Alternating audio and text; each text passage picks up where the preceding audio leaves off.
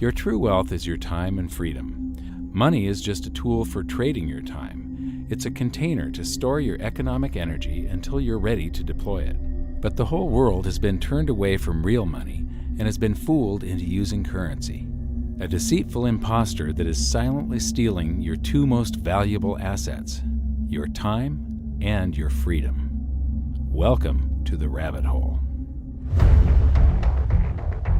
We are entering a period of financial crisis that is the greatest the world has ever known. The wealth transfer that will take place during this decade is the greatest wealth transfer in history. Wealth is never destroyed, it is merely transferred, and that means that on the opposite side of every crisis there is an opportunity. The great news is that all you have to do to turn this crisis into your great opportunity is to educate yourself. I believe that the best investment that you can make in your lifetime is your own education. Education on the history of money, education on finance, education on how the global economy works, education on how all of these guys, the central bankers, the stock market, how they can cheat you, how they can scam you. If you learn what is going on and how the financial world works, you can put yourself on the correct side of this wealth transfer. Winston Churchill once said that the further you look into the past, the further that you can see into the future. This program is all about creating your own crystal ball, being able to gaze into the future, being able to change this crisis, the greatest crisis in the history of mankind, into your great opportunity.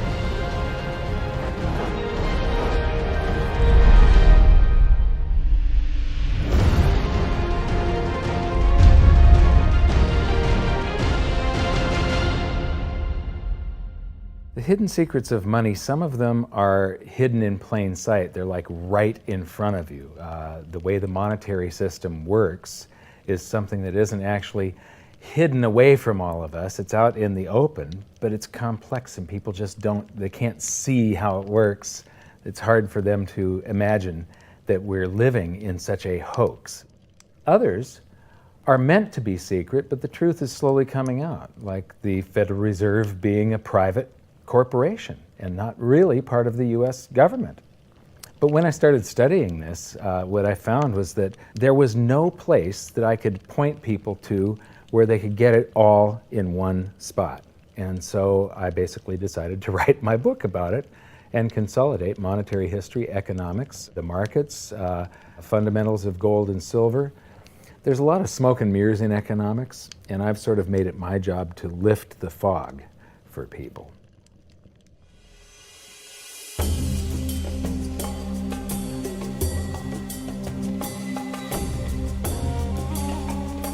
Welcome to Egypt. This is where it all began. Roughly 5,000 years ago, the Egyptians started using gold and silver as their predominant form of currency. But it was not yet money. The pieces of gold and silver that they were using were odd sizes and weights, odd purities, so it still was not interchangeable, where each unit is the same as the next. This meant that nothing really had a price yet. You couldn't put a price of so many coins on something because they didn't have coins yet. Trade was still difficult. It was still a guessing game when it came to the exchange of values.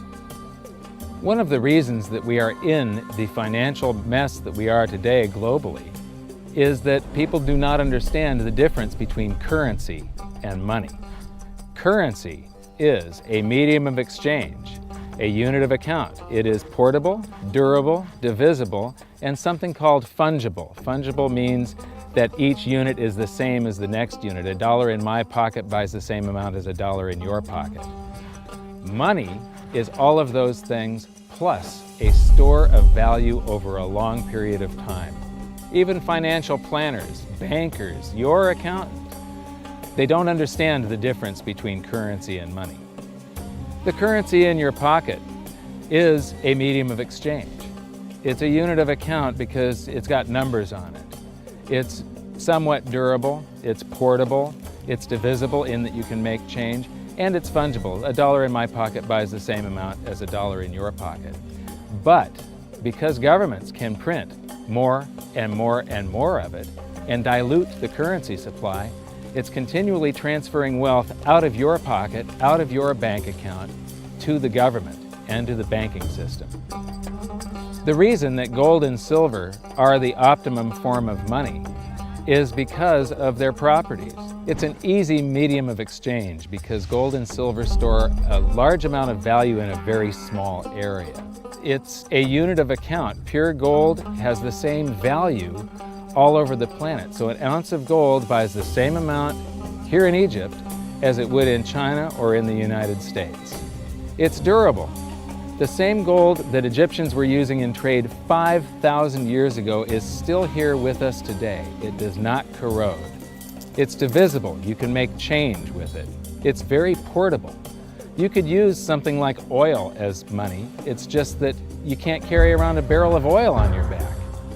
It's fungible. Pure gold is the same wherever it is on Earth. Pure silver is the same wherever it is on Earth. It's limited in quantity. That's the reason that it maintains its purchasing power. Governments cannot print it. Over the last 5,000 years, only gold and silver have maintained their purchasing power. There have been thousands upon thousands of fiat currencies, currencies that are unbacked by gold or silver, and they have all gone to zero. It's a 100% failure rate.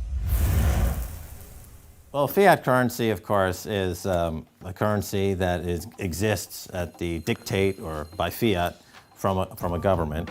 You see, they have their printing presses, and the paper money rolls off the printing presses. And then they give it the fiat designation, which makes the currency official. It's just worthless paper. But when Ben Bernanke gives it the special sign, and they have the cult meeting at the Federal Open Market Committee meetings, it suddenly becomes currency. If you look at what's really going on, it's a con game. And so there's confidence. Well, the Federal Reserve is very forthright about what they're doing. If you read their websites, they'll tell you it's a confidence game. They tell you that there's no intrinsic value in their money. They'll tell you that they print it backed by absolutely nothing. They actually display all these facts. But if you tell somebody in the public that this stuff is created out of thin air, there's no backing whatsoever, it's absolutely worthless, it's about as valuable as monopoly money, they'll look at you like you're nuts. Is there an example throughout history of a fiat currency, a piece of paper that's unbacked by anything, surviving? Short answer, no. Long answer, no. And here's why. When Addison Wiggin took over at the Daily Record, when they got cranked up, Bill Warner asked him to catalog all of the fiat currencies throughout history and what happened to each of them. Addison dutifully went to work. Within a short period of time, he had gone through the alphabet. All the fiat currencies that started with the letter A were done. They all went to zero. He was halfway through the letter B, and all the fiat currencies that started with the letter B, and there were 600 of them in just the first letter and a half of the alphabet, and every single one of them went to zero. Every one. 600 fiat currencies that start with the letter A, and half of the ones that start with the letter B are 600 of these things. Not one ever came close. You think this one, the United States dollar, is going to be the first one after all that? I don't think so. No. No currency, fiat currency has ever survived. None. The thing about money is there actually is a fairly well accepted definition of what money is. The question is, as you apply that definition to particular things that people claim to be money, do they fit the definition? We'll just take the paper dollar, for example. How well does it perform those functions? Well, store of value. The dollar has lost 95% of its purchasing power since the creation of the Federal Reserve in 1913. So not very good as a store of value. One of the things I do is just a way to get the audience's attention is I have a slide, and there are 3 pictures on the slide. One is a pile of monopoly money. The other one is a pile of Federal Reserve notes, what Americans would call paper money. And the other one is a solid gold American Eagle 1-ounce coin. And the title of the slide is, which of these is not like the other? And if you know the show Sesame Street, or you have children who watch it, it's one of the favorite vignettes in Sesame Street. And what it really is a kind of IQ test for 5-year-olds. They're supposed to look at the 3 things and look at characteristics and find the one that's not like the other. Well, I've shown this slide to groups of Ivy League University professors, and I've also shown it to, children, kind of 5 years old, my nieces and nephews and so forth. And when the professors look at it, they say, well, clearly the dollars are not like the others because gold has no role as money, and monopoly money is junk, and the American dollar is a store of value, so that's not like the other. But the children look at it and they say, well, the gold coin is not like the other because the other two are just piles of paper and the gold coin is clearly something different. So my question to the audience is, who's smarter, a 5-year-old or an Ivy League professor? Before World War I, each note that a treasury issued would say that there have been deposited with the United States Treasury $20 in gold coin payable to the bearer upon demand. The money was in the vault. The currency was a note they gave you that was a claim check, only a claim check on the money, the same as if you go to the dry cleaners and you give them your shirt and they give you a claim check for your shirt. The value is that shirt at the dry cleaners, not the piece of paper that says that you own that shirt. So our currency that circulated was the paper US dollars, and they were claim checks on money. The next hidden secret is the difference between currency and money. Money must be a store of value and maintain its purchasing power over long periods of time. As we progress through this series, you'll learn that national currencies are really a tool used by the government and the financial sector to leech away your time and your freedom by stealing your purchasing power. So rather than storing your economic energy, currencies leak. Now compare that to the gold and silver the Egyptians were using. Like I started with, it still wasn't money because it wasn't interchangeable yet. But they were on the right track, as gold and silver have proven over thousands of years to be the ultimate store of value. Gold is only formed when a star explodes, a supernova, and it stays around forever. This is one of the properties that make it the ultimate money.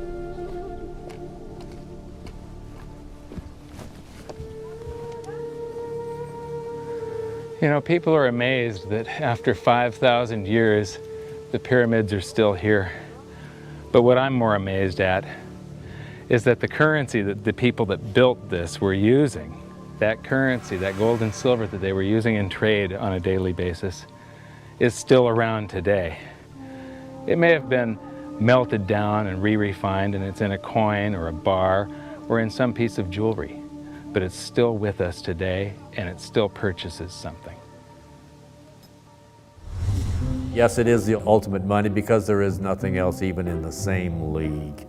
It's divisible, it's permanent, it's a store of value, it's a unit of account. It's got everything you want out of money, but it doesn't go away and it can't be increased. That is what makes gold the most beautiful money of all. What more could you ask out of a money? It keeps governments under control. You can maintain a solvent system. Governments don't like gold at present because they're getting away with the fiat currencies, and they'll do everything they can to discredit it as an asset class. I mean, my goodness, gold has outperformed the Dow Jones Industrial Average in each of the last 7 years, yet it's not considered a legitimate asset class. Why? Again, it's the fear that maybe gold will be imposed on the system, that it will constrain government ability to spend beyond its means. They can't print it. They can't print it, no. The proper definition of inflation, I use Milton Friedman's definition. Inflation is an expansion of the currency supply. Deflation is a contraction of the currency supply. If you expand the currency supply, eventually prices will rise. And if you contract the currency supply, eventually prices will fall.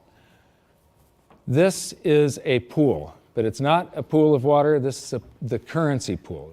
And these are prices. And if you expand the currency supply, prices like a sponge in water have to rise to suck up the excess currency. Governments never stop printing more currency and adding currency to circulation. Therefore, prices keep on going up, not because the stuff that you're trying to buy is changing. The real estate doesn't change. What has changed is the currency purchases less and less. It's the currency going down, not prices going up. The truth is, what we have that makes our world work right now is a big story. None of it's real. It's all just promises. And if you think about it, that's how currency began to work in the beginning. You know, before we had currency, we had barter. I'll give you 3 coconuts and you give me 4 fish, because that's kind of a fair exchange on coconuts to fish. But that got complicated, so we had to invent this thing called money to be a divisible, portable medium of exchange. And the challenge is that we lost that a long time ago when we lost having things of value be our currency. And now we have this thing called numbers and accounts. But trust me, it is not real. It's a big made-up story. One of the biggest make-believe stories ever is called quantitative easing, which sounds complex, but it's really just a smoke and mirrors term for currency creation. QE started with the banking bailouts back in 2009. This currency was created out of thin air and then given to the banks, who paid themselves record bonuses in reward for crashing the world economy. This is a global phenomenon, but all you have to remember for now is that whether it's QE bailouts or stimulus programs, these are all just voodoo, hocus-pocus terms for increased currency creation. I believe gold and silver will reassert themselves as money. And when they do, there just isn't enough. And their purchasing power is going to go up many, many, many times. Egypt is an amazing place.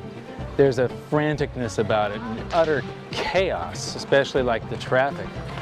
But when it comes to like all of the merchants that are trying to get every last dime out of you, you get fleeced to the point where you come back with an empty wallet. But you know what? They're amateurs compared to Wall Street.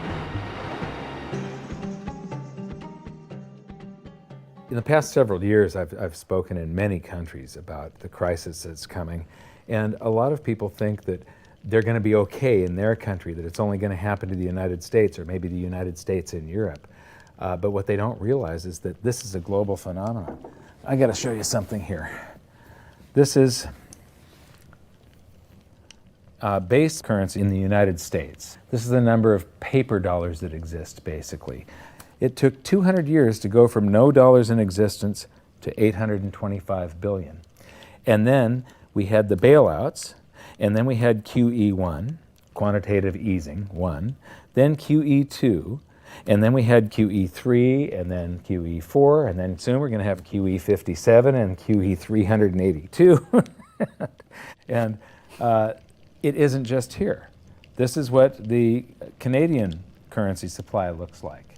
This is Australia, South Africa, Russia. Now, this starts out in just the year 2001, and this is like 18 times more currency in existence in a little over a decade. Here's Singapore, same story. Look at that, since the crisis, just bam. India, China, every government on the planet is doing this insane deficit spending and expanding their currency supplies, doing bailouts.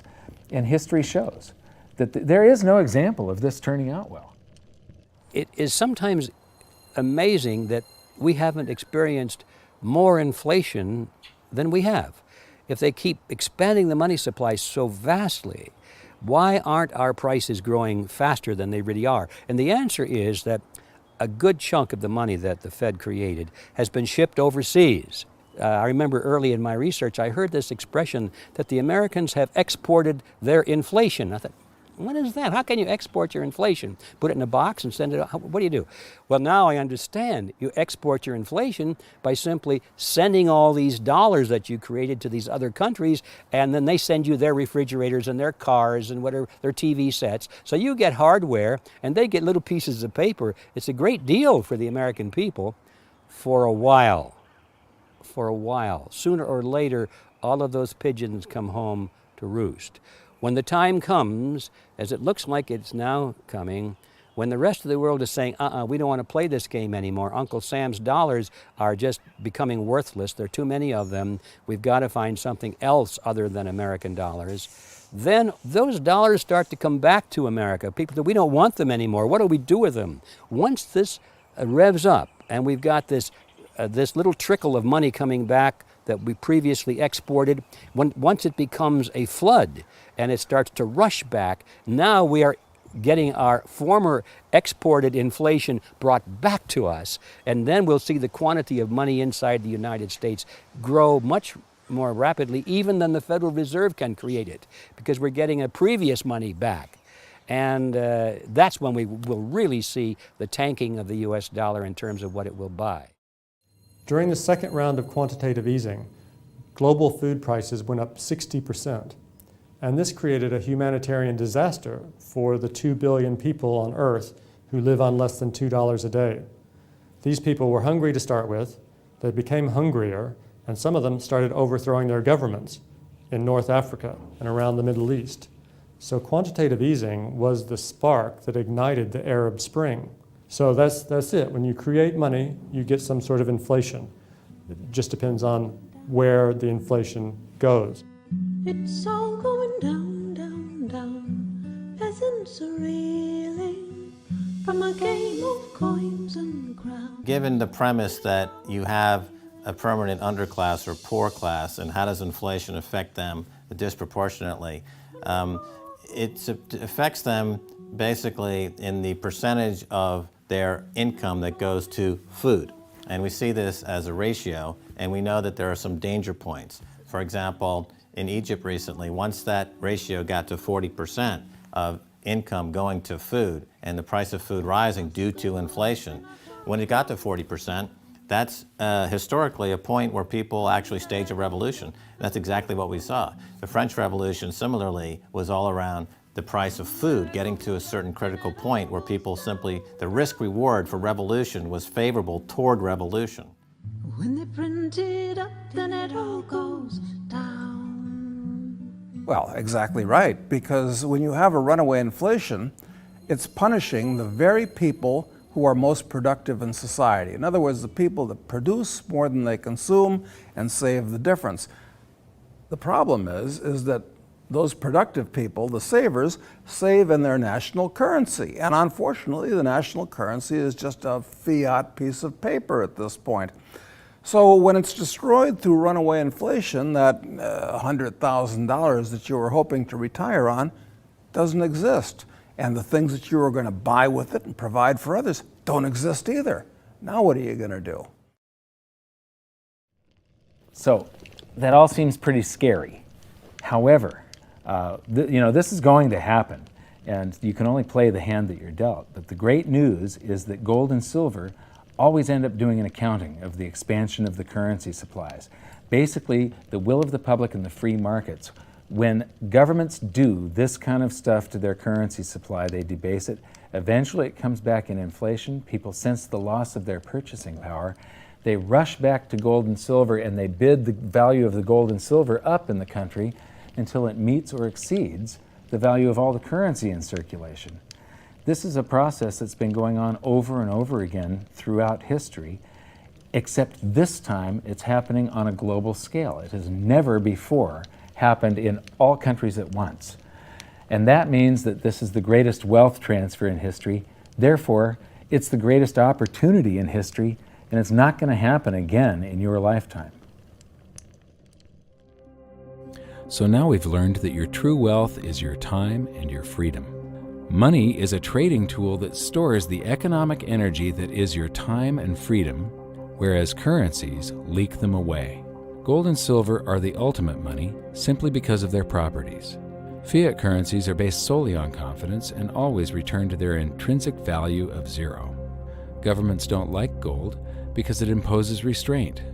Rising prices are a symptom of an expanding currency supply, and gold and silver always account for an expanding currency supply. So that's it for this episode. Join me next time as we begin to investigate how monetary history just repeats and repeats, and how gold and silver always win the battle between currency and money. Until then, my challenge to you is to stop calling currency money. It's a crucial first step towards setting your mind free of all this economic voodoo and changing your context. You can learn more by watching the bonus features on our website, and if you have any questions, you can post them there, and we'll answer some of your questions in future bonus features. So good luck, thanks for watching, and we'll see you next time.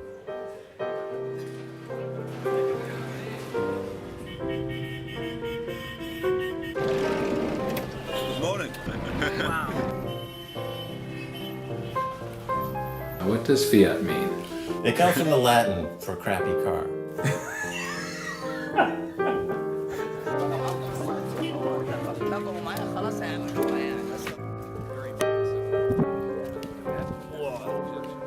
In the desert in a suit. My camel died. You're not too sure about that, are you? Huh?